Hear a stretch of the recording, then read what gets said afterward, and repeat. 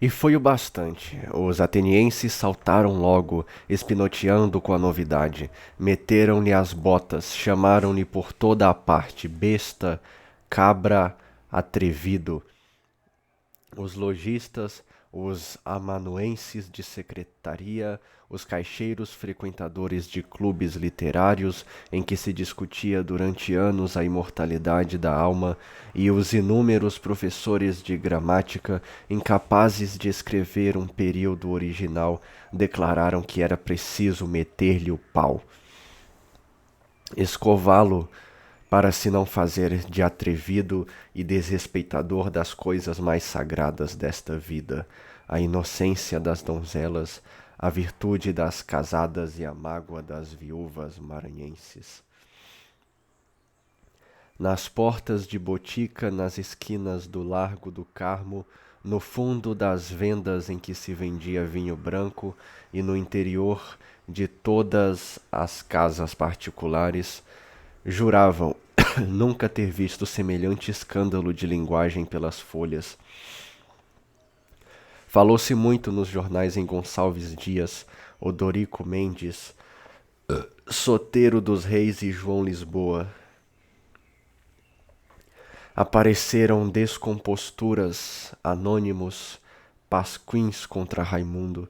Escreveram-se obscenidades pelas paredes e giz e black verniz contra o novo poeta d'água doce. Ele foi a ordem do dia, de muitos dias. Apontaram-no a dedo, boquejaram por portas travessas que ia sair um jornalzinho intitulado O Bode, só para botar os podres do ordinário na rua. Os moleques cantavam contra o perseguido torpezas tais que este nem sequer as compreendia, e alheio ao verdadeiro sentido das descomposturas e das indiretas, jurou pasmado nunca mais publicar coisa alguma no Maranhão. Apre com efeito, dizia, e tomou deveras um invencível nojo por aquela província indigna dele. Impacientou-se por consumar o seu casamento com Ana Rosa e retirar-se daquele chiqueiro de pretensiosos maus. Safa, terrinha estúpida, resmungava sozinho a fumar cigarros de barriga para o ar no seu quarto. Todavia o pior lhe estava reservado para o mês de junho. O pior estava reservado, vai piorar ainda, né? 7. Junho chegou com as suas manhãs muito claras e muito brasileiras. É o mês mais bonito do Maranhão. Aparecem os primeiros ventos gerais, doidamente que nem um bando solto de demônios, travesseiros e brincalhões, que vão em troça percorrer a cidade, assoviando a quem passa, atirando ao ar o chapéu dos transeuntes, virando-lhes do avesso os guarda-sóis abertos e levando as saias das mulheres e mostrando-lhes brejeiramente as pernas. Manhãs alegres, o céu varre-se nesse dia como para uma festa, fica limpo, todo azul, sem uma nuvem. A natureza prepara-se, enfeita-se, as árvores penteiam-se, os ventos gerais cantam-lhe as folhas secas e sacodem-lhes a frondosa cabeleira verdejante. Asseiam-se as estradas, escova-se a grama dos prados e das campinas, bate-se a água que fica mais clara e fresca, e o bando turbulento não para nunca, e sempre remoinhando, zumbindo, cantando, vai lá por diante, dando piparotes.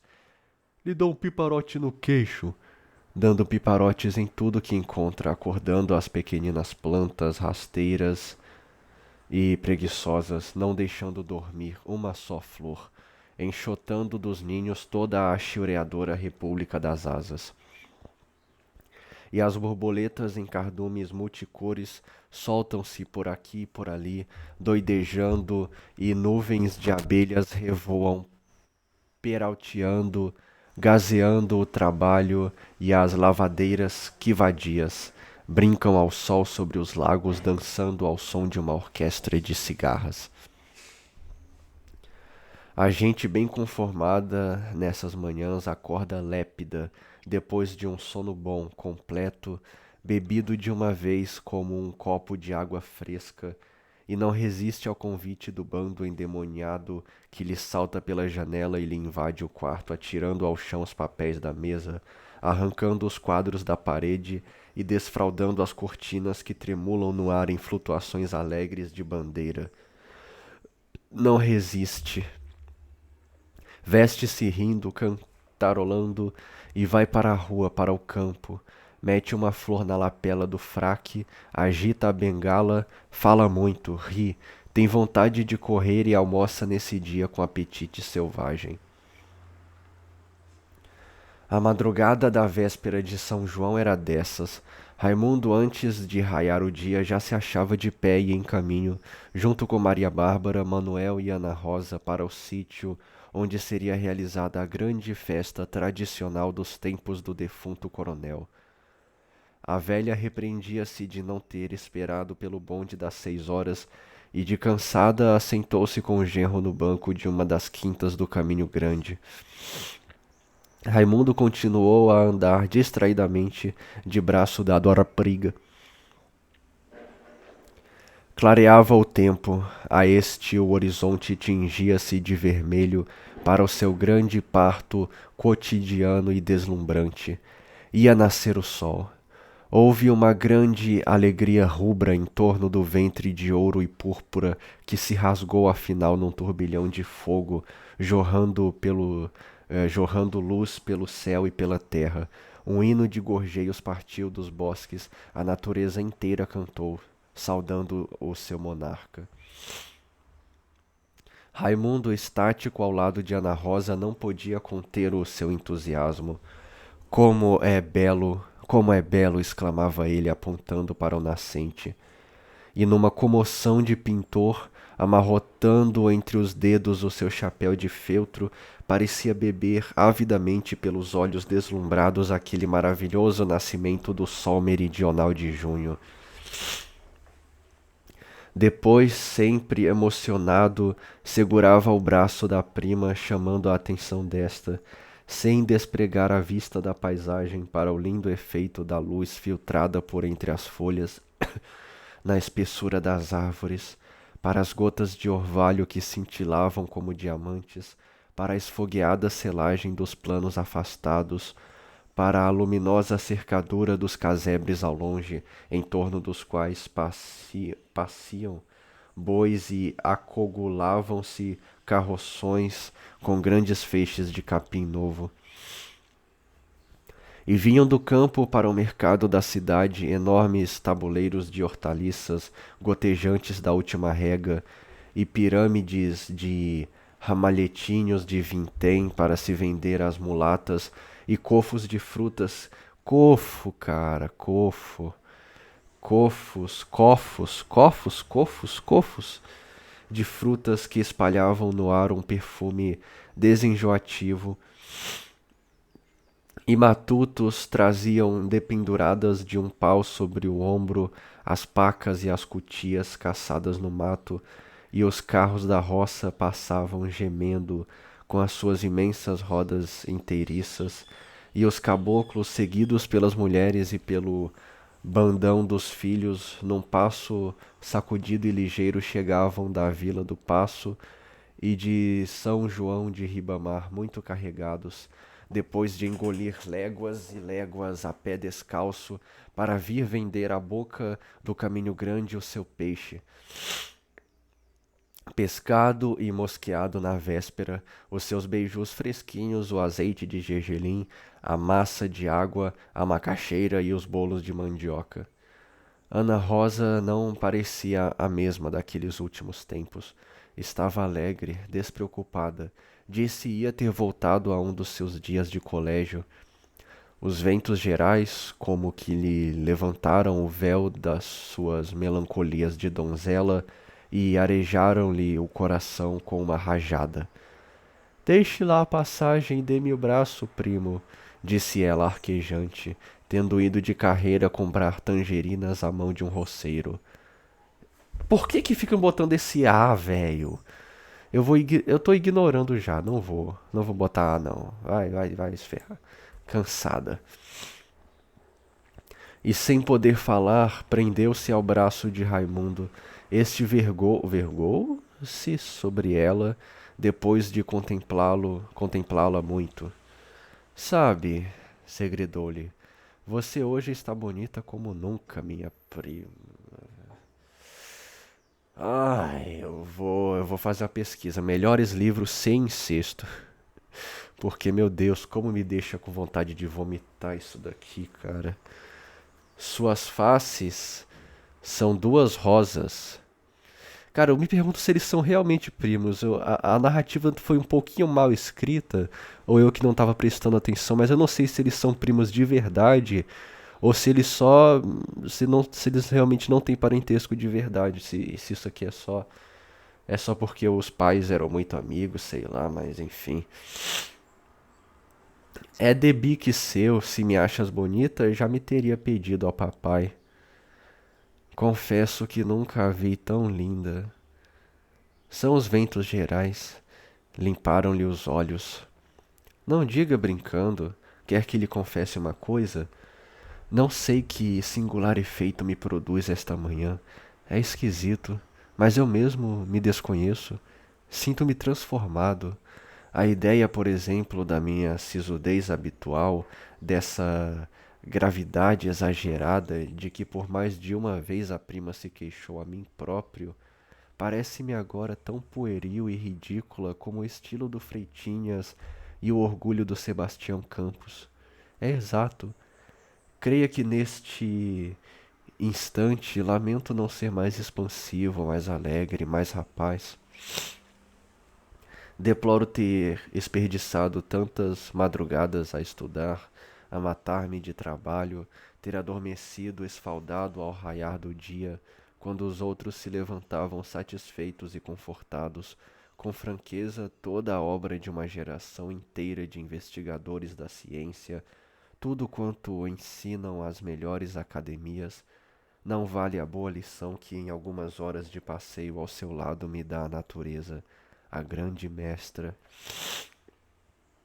Com esta única lição renasce-me a mocidade que eu estupidamente me empenhava em sufocar.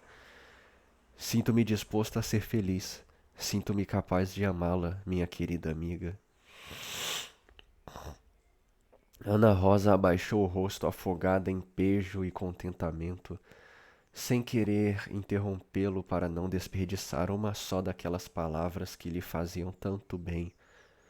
O que Raimundo lhe dizia dava-lhe vontade de chorar e cair-lhe agradecida nos braços, traduzindo em beijos todas as ternuras que o pudor vedava aos lábios proferissem. Que o pudor vedava aos lábios proferissem. Ok.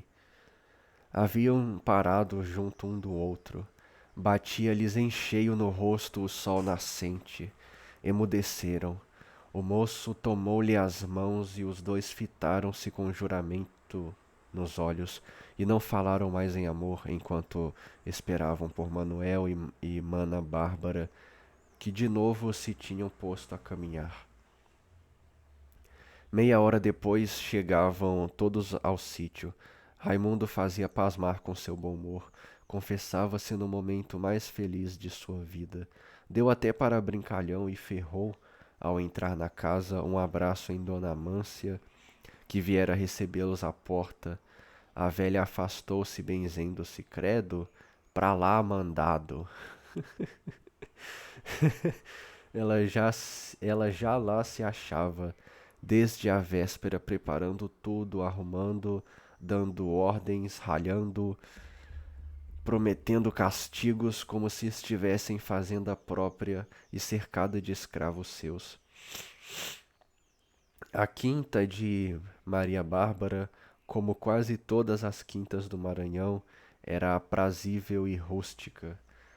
Um velho portal de ferro com competente lampião de corrente abria sobre duas longas filas de mangueiras seculares que iam terminar defronte da casa, formando sombrosa e úmida galeria, onde o sol penetrava horizontalmente por entre os grossos troncos nodosos e encascados. Por uma e outra banda, sem ordem nem simetria, viam-se plantações, na maior parte úteis e bem tratadas. Destacava-se o verde alegre dos canteiros de hortaliças, donde voava um cheiro fresco de salsa e coentro. Mais para o interior do sítio encontravam-se tanques cheios, esverdeados de limo, sinuosas calhas esgalhavam, suspensas por estacas de acapu, levando água para todos os lados. Extensas latadas vergavam ao peso das abóboras, dos jerimuns e dos maracujás de diversos tamanhos, desde o da laranja até ao da melancia. Ainda mais para o interior destacavam-se, em qualquer dia do ano, o verde escuro e lustroso das jaqueiras colossais e das árvores da fruta-pão, ambas com as suas folhas grandes e recortadas caprichosamente, contrastando com as massas fuscas da folhagem miudinha dos eternos tamarindeiros, com os tons dourados do pé de cajá e com os altivos genipapeiros, as graciosas pitombeiras cercados de goiabais floridos e cheirosos. Em outros pontos adivinhavam-se olhos d'água pela abundância das juçareiras. Parasitas de 1000 espécies enfeitavam com as suas flores extravagantes e admiráveis as árvores e os pombais numa variedade prodigiosa de cores, e por toda a parte doidejavam cantando os passarinhos e saltitavam rolas a mariscar na relva. A habitação olhava de frente para os 2 renques de mangueiras, franqueando as suas varandas sem parede, toda ela aberta, deixando-se invadir pelas plantas do jardim que a rodeava. Uma dessas pitorescas vivendas acaçapadas, muito comuns nos sertões da ilha de São Luís. Grande tolheiro quadrado, telha vã, nossa, não tô entendendo nada, formando o bico na cumeeira e sustentando nas 4 faces por moitões de piqui pintados de verde e firmados estes em anteparos de pedra e cal que formavam uma espécie de armadura, alta pela parte de fora e rasa pela de dentro. No meio, distanciado da anteparo, uns 20 palmos seguros, estava a casa feita de paredes inteiriças, caiadas de cima a baixo. O chão era todo forrado de tijolos vermelhos.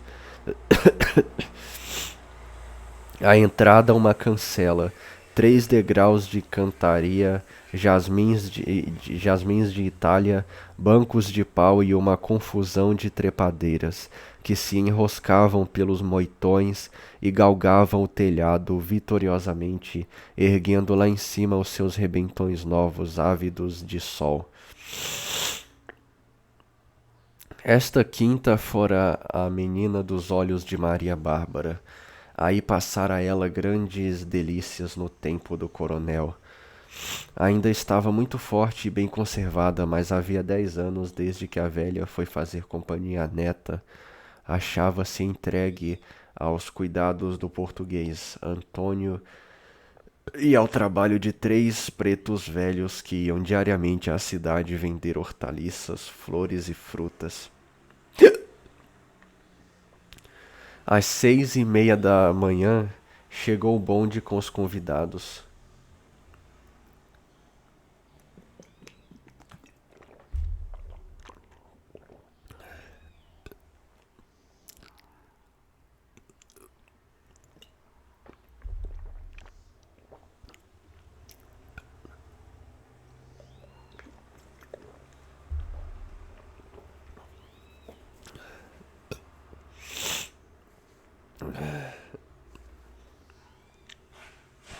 Trazia música. Era uma surpresa arranjada pelo Cazuza? Caramba!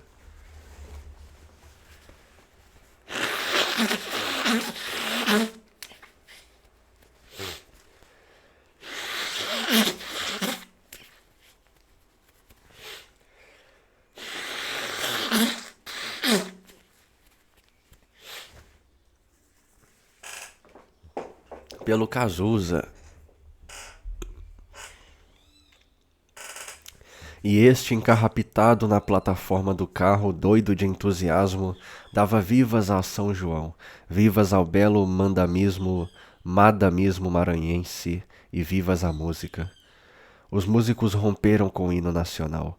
O Cazuza, inteiramente fora de si, rouco já, um bocadinho picado pelo conhaque, cujo corpo de delito ele trazia a tiracolo enforcado num pedacinho de cabinho, saltava, ia e vinha, singrando por entre todos, atravessando o bonde com as senhoras ainda assentadas, fazendo-as apear, assustando-as com seus gritos, machucando nas costas dos bancos os dedos dos que desciam,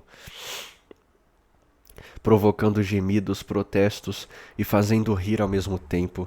Deu um beijo em Dona Amância, que lhe chamou furiosa, cachaceiro, pancada, moleque.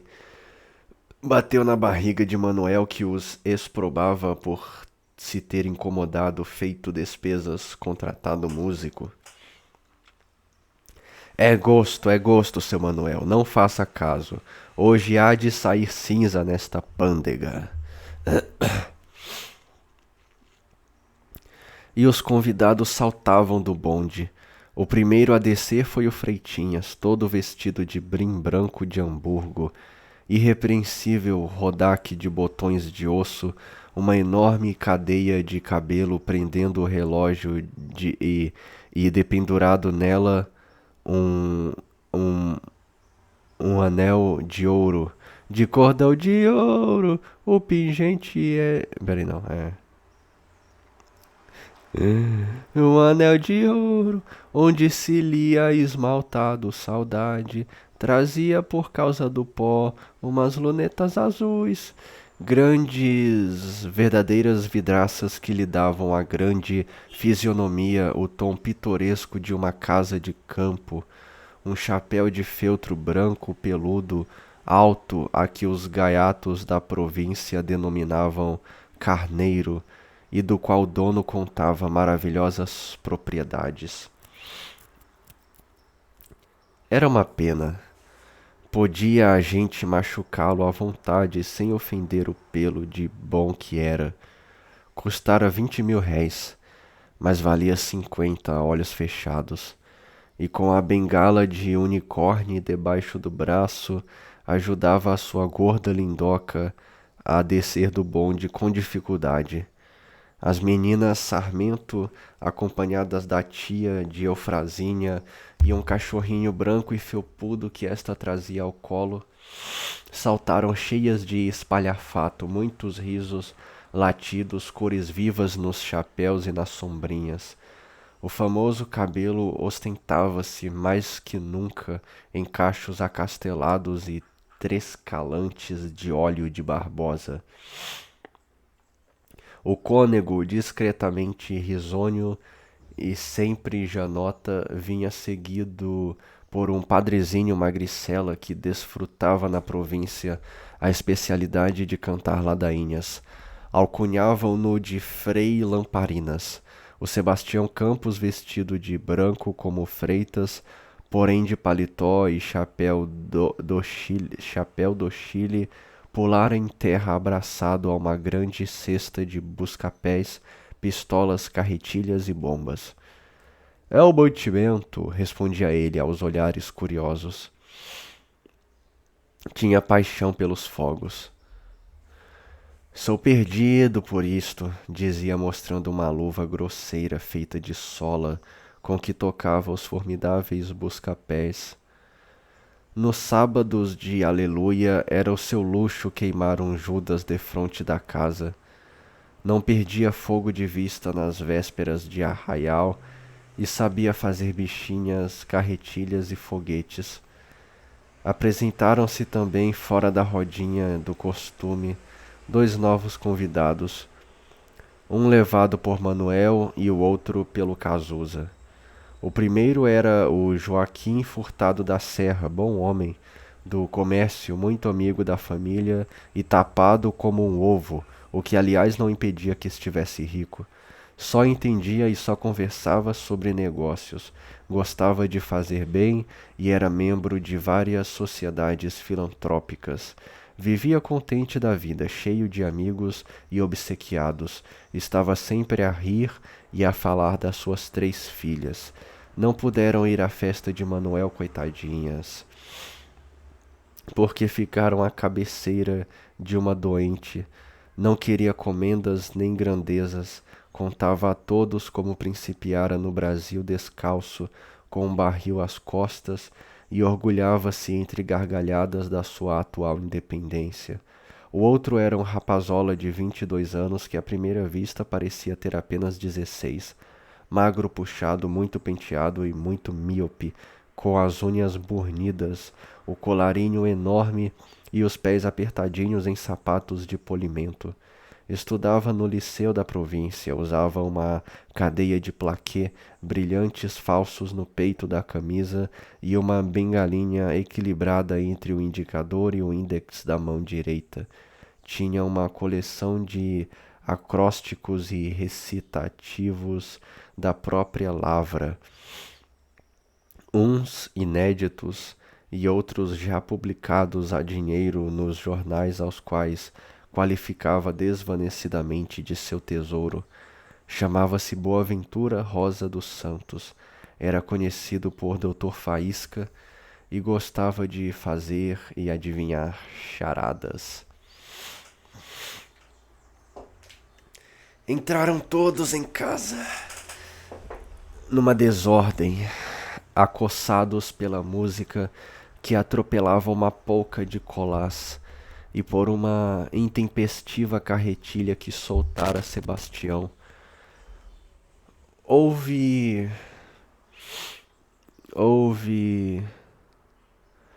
sarilho. José Roberto, debaixo de tempestuosa descompostura, obrigava Dona Amância a dar meia dúzia de voltas pela varanda, indo cair ambos perseguidos pelo Jolly sobre um branco de Parapaúba. Jolly era o cãozinho da Eufrásia. No furor da terrível dança, desprendera-se o coque de Amância e fora parar no jardim. Jolly saltara-lhe logo atrás e destripava-o freneticamente com os dentes. Olhe, seu Cazuza, gritou a velha, quase sem fôlego. Você não me perca o respeito, seu pica-fumo. Quando tomar suas monas, meta-se em casa com os diabos. Credo, que cachaceiro acabado! Vá tomar liberdade com quem lhe as dá, diabo sem brios. O coque foi arrancado das garras do Jolly e restituído à dona. Vejam em que bonito gosto me puseram meu coque de pita. Parece uma rodinha de limpar panelas. Diabo da brincadeira estúpida. Também, em vez de criar xirimbabos, seria melhor que cada um cuidasse de sua vida, que teria muito do que cuidar. E voltando-se para Sebastião. Mas o culpado é você, seu Sebastião. Com você é que me tenho de haver. Não posso perder o meu coque novo. Novo o quê? Contestou Causa. Eu vi pular de dentro dele uma aranha. É novo, e quero outro, seja lá o que for. Está bom, meus senhores, deixem-se disso, interveio Manuel. E vamos ao café que está esfriando. Mas o meu coque, isto não pode ficar assim. A senhora terá outro, descanse. Mal se serviram de café com leite e bolo de tapioca com manteiga, formou-se uma quadrilha na qual Cazuza, de par com Eufrasinha, fez o que ele chamava pintar o padre, ditado este que, sobremaneira, escandalizava o especialista das ladainhas de cujos olhos partiu por cima dos óculos. chispas repreensivas sobre aquele.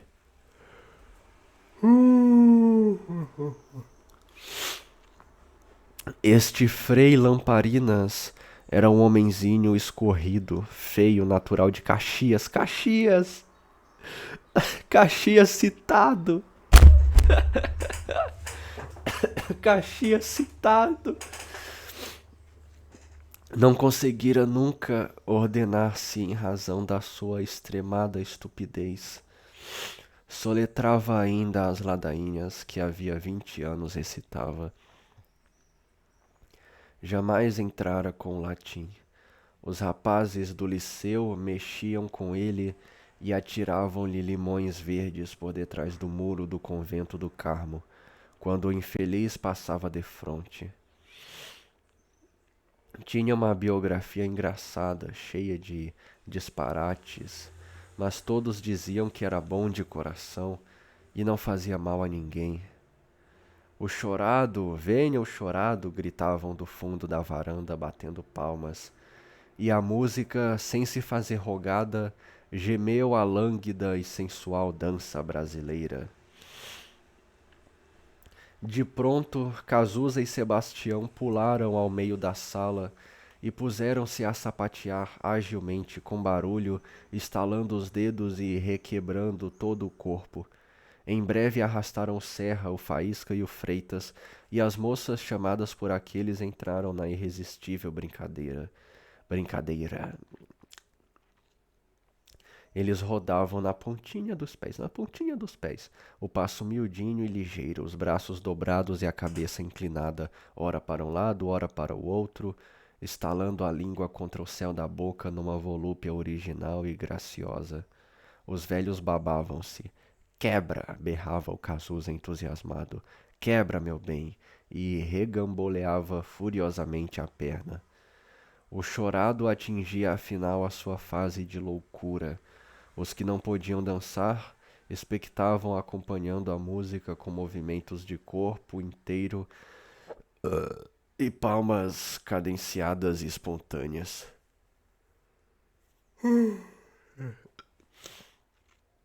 Bravo, assim, seu Cazuza. Picadinho, picadinho.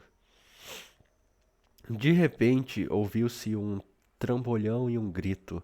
Era o Faísca, que cedera a um cambite do Cazuza, indo cair aos pés de Maria do Carmo. Todos riram. Credo, gritou a velha, pois este homem não me queria agarrar a perna? Cruz, capeta! Não ao beite, minha senhora, foi no tornozelo, este ossinho do pé. Mas eu tenho muita cócega e depois do defunto espigão, ninguém mais me tocou no corpo.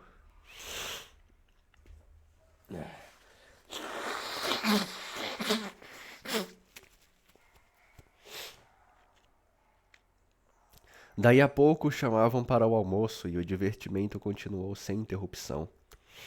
No dia de São João nunca se abria o armazém de Manuel, e naquele ano a véspera caíra num domingo. Eram 2 dias cheios, como dizia satisfeito o Vila Rica. Desde a véspera que o Benedito e mais uma preta haviam seguido para o sítio, carregados de fogos e dos paramentos necessários para se armar o altar, na madrugada do dia foi a Brígida em companhia de Mônica. Lá estava Dona Amância para tomar conta de tudo. Os empregados iriam também todos. Não havia, por conseguinte, necessidade de ficar escravo nenhum em casa. O quarto dos caixeiros tinha então um aspecto domingueiro. Botas engraxadas sobre os baús, roupas de casemira cuidadosamente estendidas nas costas de cadeiras, camisas engomadas por aqui e por ali à espera da serventia e um cheiro ativo de extratos para o lenço. Os rapazes vestiam-se.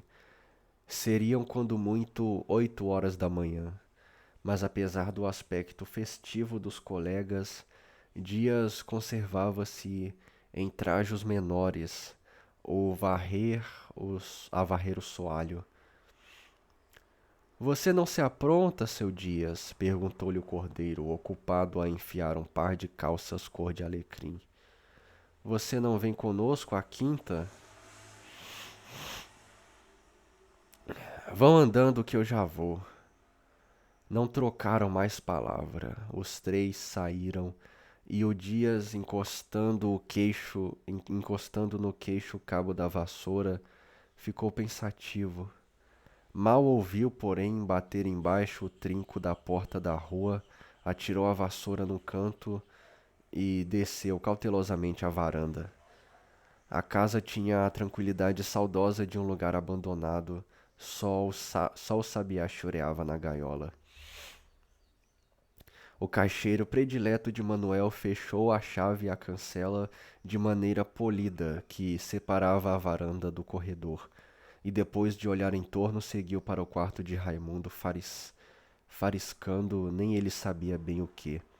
Pôs-se a esquadrinhar o que lá havia, não com a curiosidade amorosa da primitiva bisbilhoteira, porém frio, calculado, com a prudência de quem sabe que está cometendo uma baixeza, e abria gavetas, lia os manuscritos que encontrava, revistava as algibeiras da roupa estendida no cabide,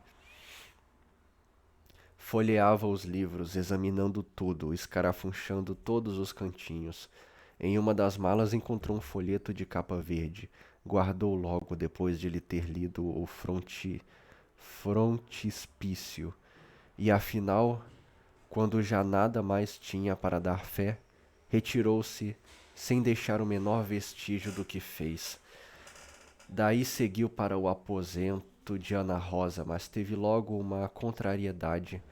A porta estava fechada.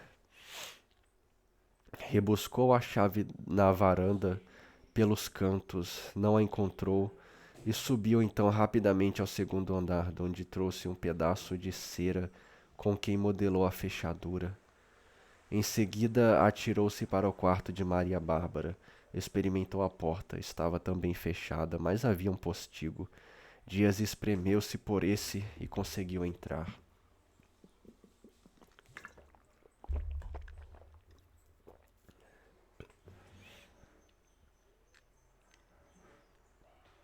O aposento da velha condizia com a dona. Sempre uma cômoda antiga de pau-santo, com puxadores de metal e coberta por um oleado já puído e gasto. Equilibrava-se um oratório de madeira, caprichosamente talhado e cheio de uma porção variadíssima de santos. Havia entre eles feitos de casca de jacá, de gesso, de terra vermelha e de porcelana. O Santo Antônio de Lisboa, vindo de encomenda com um pequeno ao colo, lá estava, muito rubicundo e lustroso. A Santana ensinando a filha a ler. Um São José de cores cruas, detestavelmente pintado, um São Benedito vestido de frade pretinho, de beiços encarnados e olhos de vidro. Um São Pedro cujas proporções o faziam criança ao lado dos outros, uma miuçalha de santinhos pequenitos e caricatos que a gente não podia ver sem rir e que se escondiam na peanha dos grandes. E finalmente um grande São Raimundo Nonato, calvíssimo, barbado, feio e com um cálice na mão direita. Ao fundo do oratório, litografias de carregação representavam Santa Filomena, a fugida de São José com a família, Cristo crucificado e outros assuntos religiosos.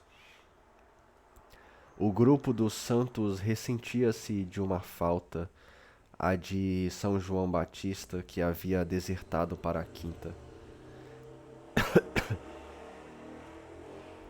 Havia ainda sobre a cômoda dos castiçais de latão, guarnecidos de papel redondo com as velas de cera meio gastas, um grupo de biscuit representando a Mater Dolorosa e um menino Jesus fechado numa manga de vidro por causa das moscas. Encostada à parede, uma palma de pindoba benta a qual, segundo a voz do povo, tinha a virtuosa propriedade de apaziguar os elementos em dias de tempestade. Duas outras palmas casquilhas enfeitadas de pano e malacacheta guarneciam os lados do oratório. Viam-se ainda por toda a parte quadrinhos de gravuras e cromos, onde se liam orações milagrosas, a do Monte Serrate, a do Parto, a da Virgem e outras, sem desenho, com que os tipógrafos espertos da província exploravam o a carolice das beatas. Contrastando com tudo isto, destacava-se dependurada na parede uma formidável palmatória de dar bolos, negra, terrível e muito lustrosa de uso.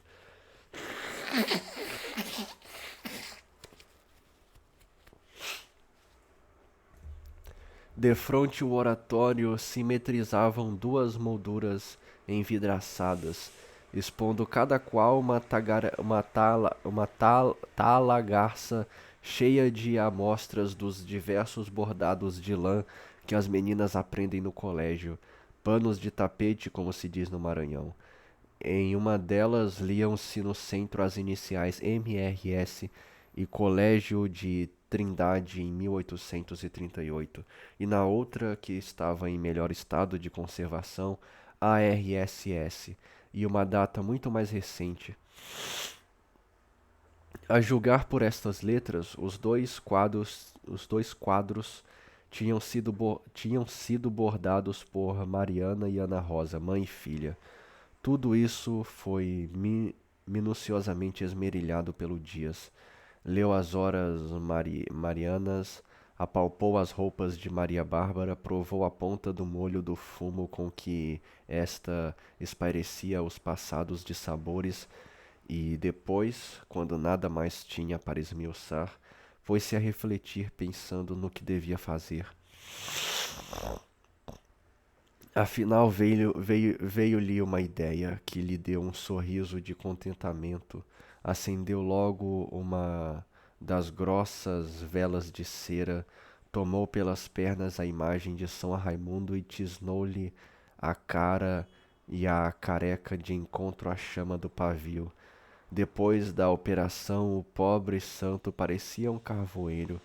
Ficara tão negro como o seu companheiro de oratório, o engraçado São Benedito.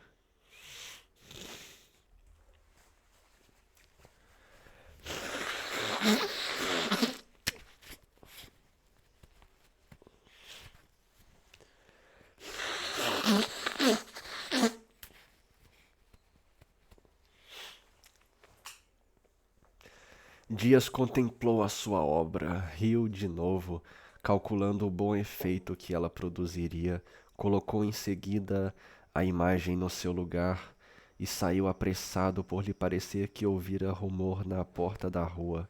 Enganara-se.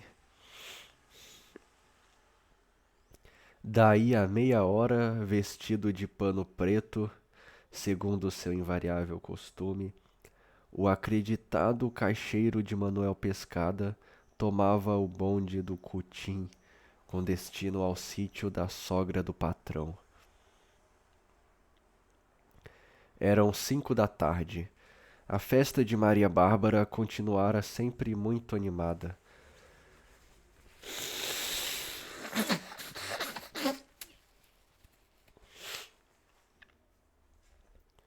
Havia uma boa disposição geral.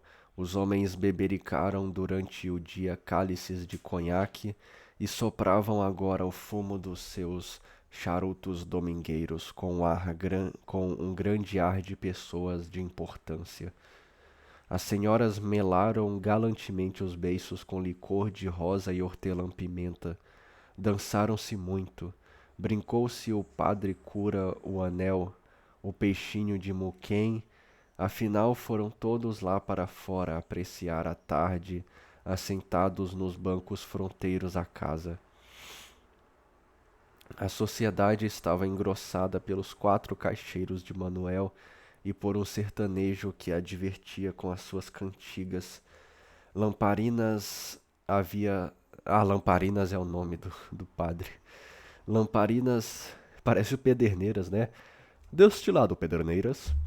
Lamparinas havia saído para ir ali perto à quinta de um amigo, mas prometera não faltar à ladainha.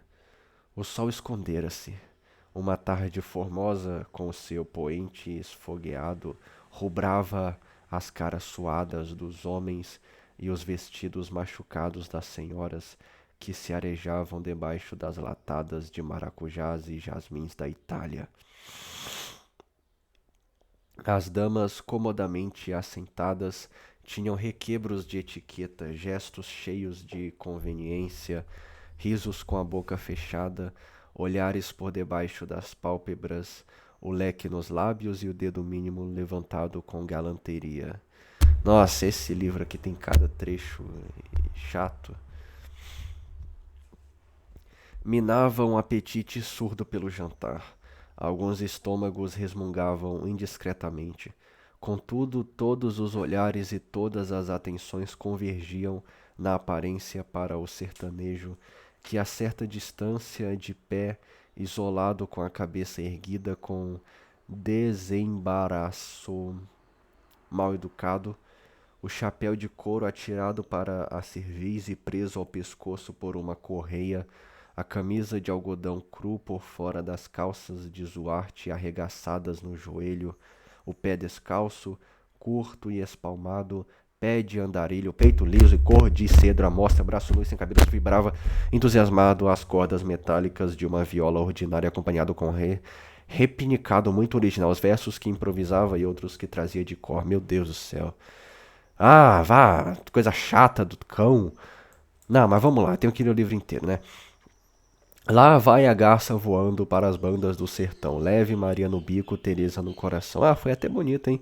Ao terminar de cada estrofe, rebentava um coro de risadas, durante o qual se ouvia o sapatear surdo do sertanejo, tocando a terra a dançar.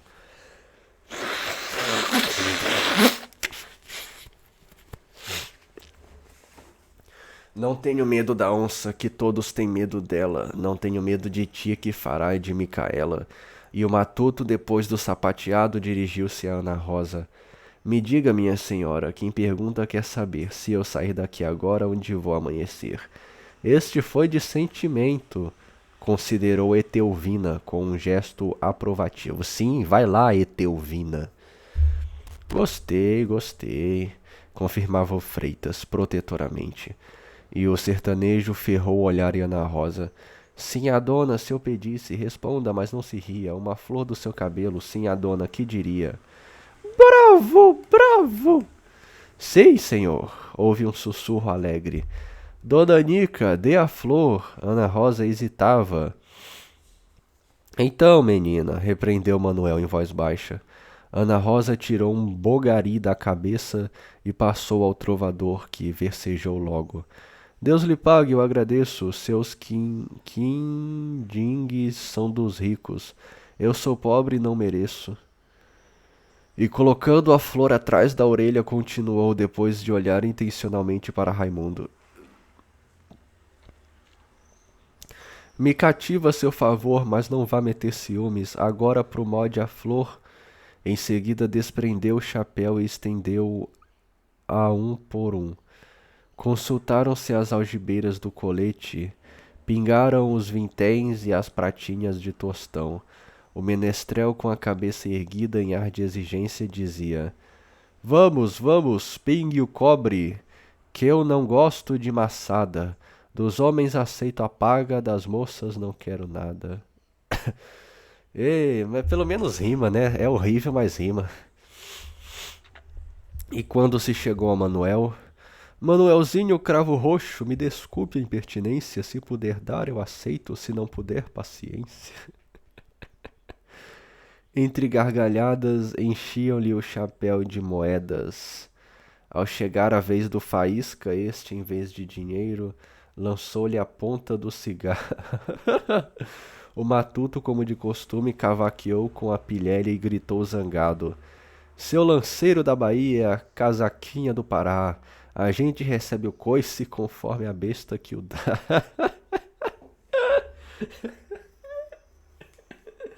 Adorei, adorei. Adorei Riot Games.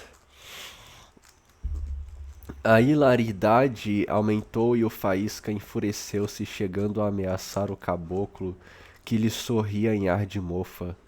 Eu ainda atiro com alguma coisa a cara daquele diabo, resmungou o estudante lívido. Deixe disso, aconselharam-se. Você já sabe que esta gente é assim, para que se mete? Tome lá, disse Manuel ao sertanejo. Beba e vá embora. E passou-lhe um copo de vinho que ele emborcou, trovando depois de estalar a língua. Cadê? O vinho é sangue de Cristo, é alma de Satanás. É sangue quando ele é pouco, é alma quando é demais. E fazendo um grande cumprimento com o chapéu. Meus senhores, minhas donas, vou-me embora de partida. Deus lhe dê muita fortuna e muitos anos de vida. E virou de costas e retirou-se a dançar, cantando uma passagem do Bumba Meu Boi. Isto não pode ser, isto não pode ser. A filha do meu amo casar com você. O caboclo me prendeu, meu amor. Foi tão certa da razão, coração, que o cabo... E perdeu-se nas fundas sombras do mangueiral a voz do sertanejo e o som da viola. Iam-lhe discutir o talento poético e a graça, quando de cima Manuel, Maria Bárbara e Amância, todos três a um tempo, chamaram para a mesa com autoridade benfazeja. Houve um sussurro de prazer. Olha, filha, que já tinha o estômago a dar horas, cochichou Dona Maria do Carmo ao passar por Ana Rosa. Subiram todos para a varanda e foram tomando vivamente os seus lugares à mesa, entre confusão de vozes, a discutirem mil assuntos. Eu ainda tô falando como se tivesse rima, né? Homem, exclamou Sebastião Campos. Parece que tomaram a alma nova só com cheiro. O Freitas amolava Raimundo sobre a poesia popular. Falou com assombro de Juvenal Galeno. Muito original. Do Ceará, não? Todo inteiro. O senhor não imagina o que é aquela provinciazinha para as trovas populares. E antes que Raimundo desse alguma providência contra a maçada, já o Freitas lhe recitava junto ao ouvido. Quando passares da rua, escarra, cospe no chão, que estou cozendo a candeia, não sei se passas ou não. Pois não há como uma festa no sítio, dizia Sebastião por outro lado. Isto de pândegas, ou bem que é pândega, ou bem que não é. O Freitas insistia. Sim, me dê qualquer coisa, ainda que só uma banana, que a barriga é bicho burro, com qualquer coisa se engana. Raimundo já não o ouvia, prestava atenção a uma conversa entre Bibina, Lindoca e Eufrásia. Vocês não tiraram a sorte esta noite? Perguntou a última.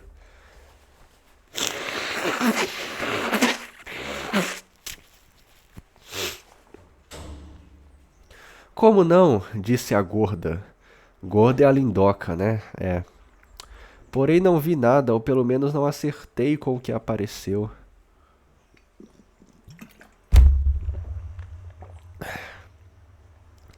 Não, pois eu, declarou a viúva, tirei uma sorte bem bonita. Que foi? Que foi? Um véu branco e uma grinalda. Casamento, gritaram várias vozes. Eu tirei um túmulo, disse do canto da mesa a lagartixa, suspirando funebremente. Credo! Exclamou Amância, passando com uma salada de agrião que acabava de preparar.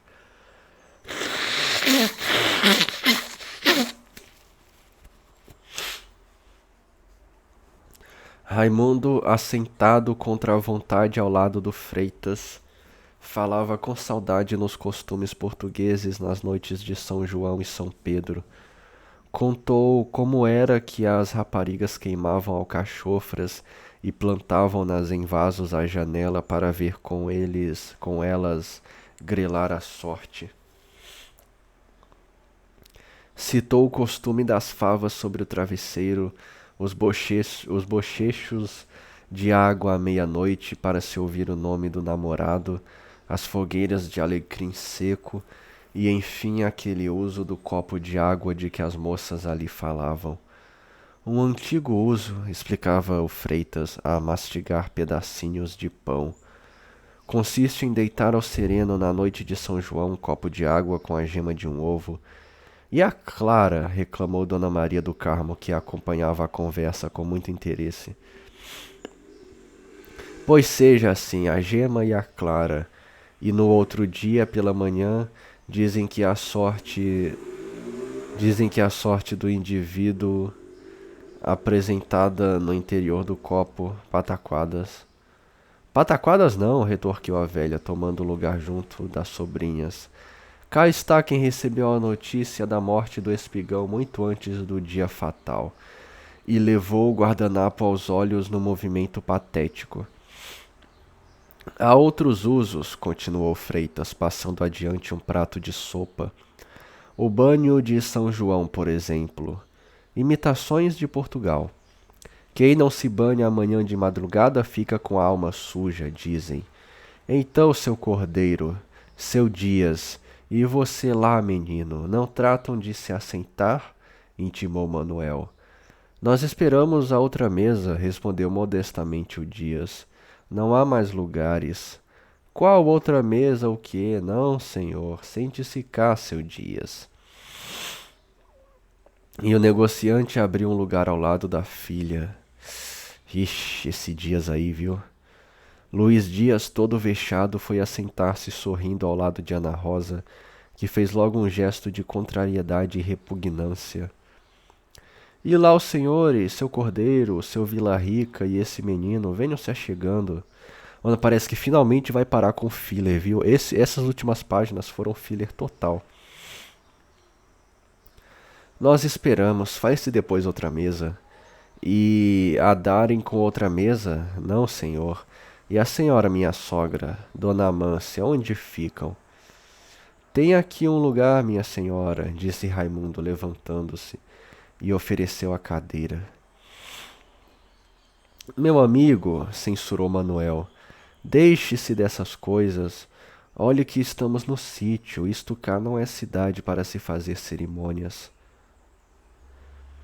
Pagode de sítio não presta quando nada falta, arriscou Serra, mexendo e soprando uma colherada de sopa. Não, contradisse o Freitas. Quero a minha comunidade até no inferno.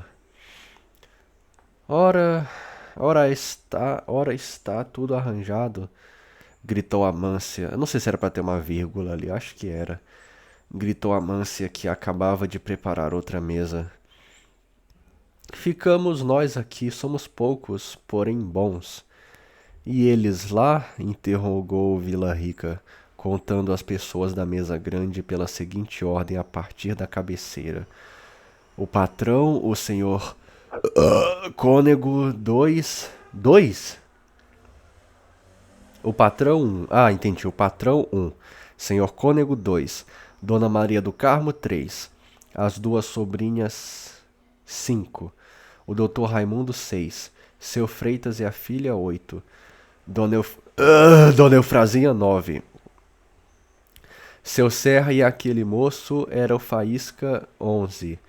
O Dias e Dona Anica, 13 ao todo. 13? Bradou Dona Maria do Carmo, soprando o macarrão que tinha na boca. 13? Ih, 13, hein? É o número da mesa lá, da mesa de Jesus. Que por isso que tem nome de sexta-feira 13, né? É perigoso, tem que tirar ou pôr mais alguém. 13, repetiram todas as senhoras assustadas. Saia um, reclamaram. Ninguém se mexeu. Ou venha outro, lembrou o cônego, largando a colher. Em 13 não pode ficar. Nossa, esses caras são muito idiota, mano. Suspendeu-se o jantar. O Freitas passou logo a dar explicações a Raimundo do que aquilo queria dizer, posto a ver este declarado de pronto que já sabia perfeitamente. Não há mais ninguém por aí? Maria Bárbara levantou-se. Eu sei, eles são bolsonaristas, cara. Não pode ser 13 não, mano, é óbvio. E eu achando que era outra coisa, cara. Rapaz, não há mais ninguém por aí?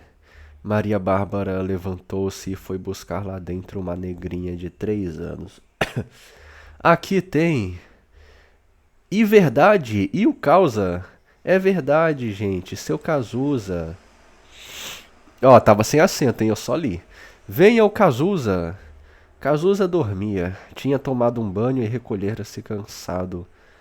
A pequena foi novamente levada para a cozinha. Moleque, chama seu Cazuza aí no quarto. O Cazuza veio bocejando e esticando os braços. Para que jantar tão cedo? Não tenho apetite algum, resmungava ele, abrindo a boca. Cedo? Se lhe parece, já deram 5 horas. Quase que ficava a ver navios.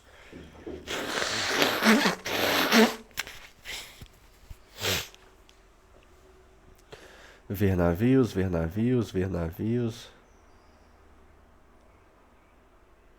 Considerou Sebastião, rindo. Olha o prejuízo, desdenhou Amância, com um esgar de pouco caso. Tu já queres indicar comigo, coração? Depois te queixa, mas enfim, onde me assento? O que não vejo é lugar, exclamou, voltando-se para a mesa pequena. Tenho-o cá, em boa companhia. Pra lá, opôs-se Amância, descandalizada. Venha para cá, homem de Deus, você é cá necessário. E com dificuldade arranjou-se uma cadeira ao lado de Sebastião.